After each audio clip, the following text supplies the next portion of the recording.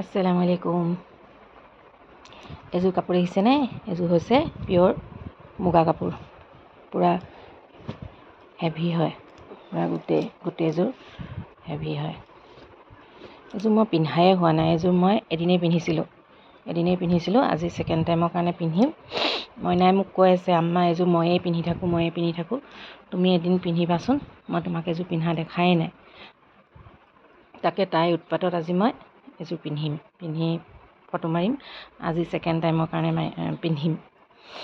বহুত মৰমৰ কাপোৰ এযোৰ মোৰ, বহুত মৰম, কিন্তু মৰমৰ হ'লেও মানে ৰঙাটো বেছি যে, আৰু এনেও মুগা কাপোৰ এযোৰ মানে নাচনীৰ কাৰণে বেছি ভাল, আৰু নাচৰ কাৰণে মইনাৰে কাম আহে। আৰু এতিয়া তাইৰ কাৰণে কোৱাৰ কাৰণে আজি মই এই কাপোৰযোৰ পিন্ধিম। তাৰ লগত এখন হিজাব ল'ম, ৰেড কালাৰ।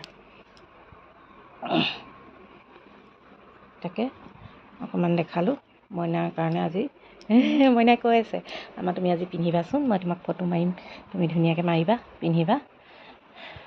তাকে উলিয়াইছোঁ, তাকে এতিয়া এযোৰ পিন্ধি ফটো মাৰিম। বহুত বছৰ হ'ল মোৰ এযোৰ কাপোৰ। মই মানে মইনাৰ জন্মৰ আগতে এদিন পিন্ধিছিলোঁ, তাৰপিছতে আজি পিন্ধিম ছেকেণ্ড টাইমৰ কাৰণে। তাকে উলিয়াই লৈছোঁ চব জাপ দি মেলি। Bye bye. নেক্সট দেখাই আছোঁ, ফটো মাৰিম, ভিডিঅ' বনাম।